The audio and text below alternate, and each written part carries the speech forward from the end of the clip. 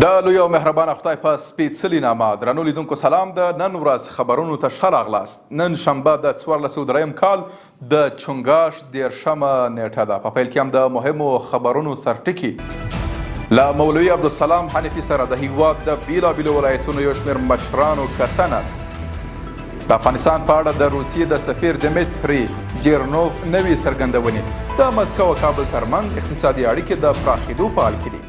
او په بنگلاديش کې سخت لاریونونه تر اوسه 22 تنه مړه شوي او 2500 نور ټپیان دي. زه محمد صادق فروتانی یم. دا هم بشپړ خبرونه.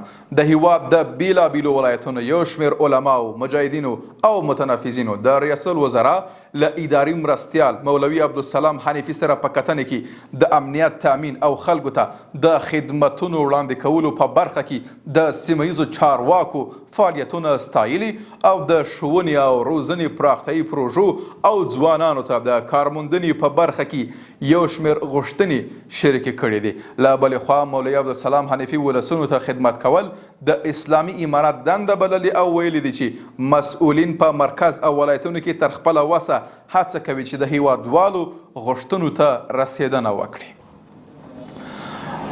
په افغانستان کې د روسیې سفیر دمیتري جیرنوف ویلي چې مسکو به د اسلامي امارت په رسمیت پیژندلو او د ممنوعه سازمانونو له لیست څخه د هغوی د ایستلو په برخه کې خپلو ګټو ته پام وکړي.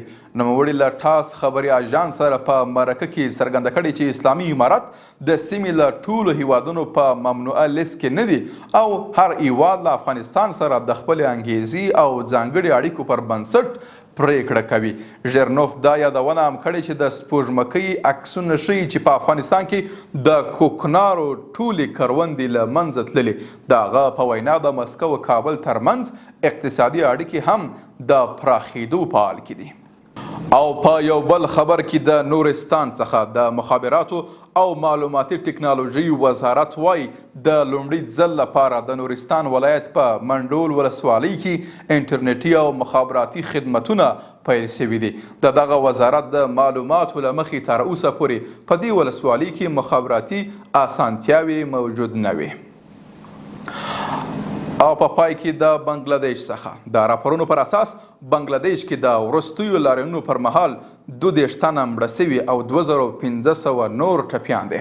دغه لاریونونه هغه مهال په تاوتریخوالي واوښتل چې لاریون کوونکو د دغه هیواد د دولتي تلویزیون ودانۍ ته اور واچوه او خپرونې یې بندې شوې.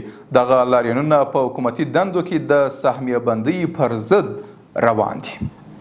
قدرمنو لیدونکو له ملتیا مننه. تاسو کولی شئ د اوروج څېړنیزې او خپرندوی ادارې بیلابېلې خپرونې د دې ادارې د سوشل میډیا له طریقه وګورئ. تر بیا ښه وخت او ښې چارې.